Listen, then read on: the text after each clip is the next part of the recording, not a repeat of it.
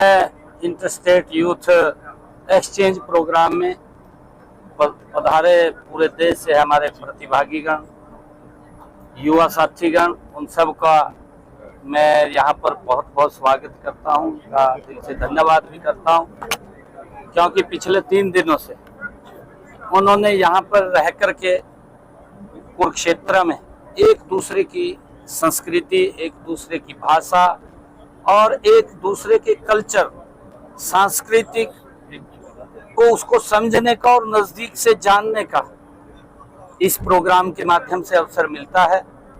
मैं सभी प्रतिभागीगण को इस कार्यक्रम में यहाँ आने पर शुभकामनाएं भी देता हूँ, और क्योंकि ये इस प्रकार के कार्यक्रम हैं जिससे कि एक भारत श्रेष्ठ भारत, उसकी परिकल्पना जो देश के यशस्वी प्रधानमंत्री नरेंद्र मोदी जी ने दी है, वो स्पष्ट रूप से झलकती है कि हम एक दूसरे के विचारों को जानने का, उनकी भाषा को जानने का, उनकी संस्कृति को जानने का इसके माध्यम से अवसर मिलता है।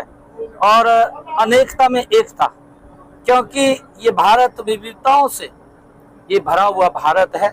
यहाँ अलग अलग कल्चर हैं, अलग अलग भाषाएं हैं, उनमें हम सब जब एक मंच के ऊपर इकट्ठे होते हैं तो हमें अनेकता में एकता, यही एक भारत श्रेष्ठ भारत की परिकल्पना है।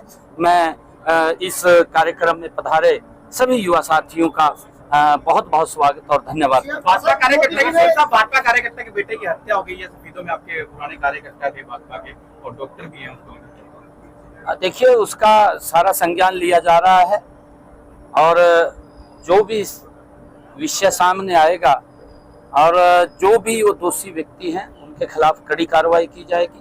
कोई बख्शने का सवाल नहीं। वोट को लेकर राहुल गांधी लगातार प्रधानमंत्री बन गए हैं, सबसे लंबे समय में इंदिरा गांधी जी के रिकॉर्ड को तोड़ते हुए।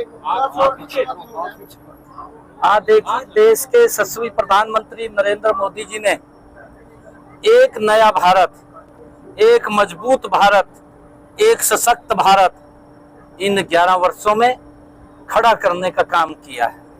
प्रधानमंत्री जी का जो संकल्प भी है कि भारत 2047 तक ये विकसित राष्ट्र बनेगा।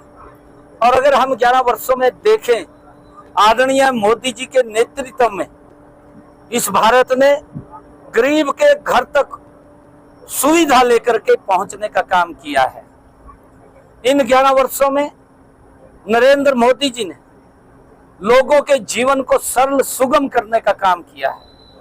भारत माला के तहत देश को जोड़ने का काम आदरणीय मोदी जी ने किया है।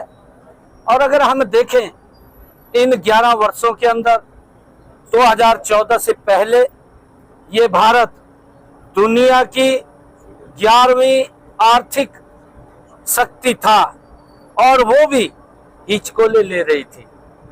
आदरणीय मोदी जी के नेतृत्व में और उनके कुशल मार्गदर्शन में ये दुनिया का चौथा आर्थिक मजबूत शक्ति में रूप में आकर के खड़ा हो गया है।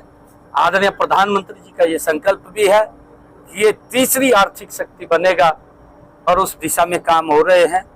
मैं आदरणीय प्रधानमंत्री जी, जो लगातार इस भारत को ऐसे व्यक्तित्व की आवश्यकता थी आजादी के बाद नरेंद्र मोदी जी के रूप में जो भारत को मिला है, जिन्होंने भारत की तस्वीर बदलने का काम गति से कर रहे हैं। बांग्लादेशी पकड़े गए गुरुग्राम में काफी संख्या में, आज उनको लेकर क्या कहेंगे, क्योंकि कांग्रेस भी उस पर सवाल नहीं, देखिए, जो बाहर से आए हुए इस प्रकार के लोग हैं उनको वापस भेजने का काम हम कर रहे हैं। मैंने पहले भी ये बात कही थी, पीछे भी हमने इस बात को कहा था कि जो लोग बाहर से आकर के यहाँ पर रुके हुए हैं उन्हें वापस अपने देश जाना पड़ेगा।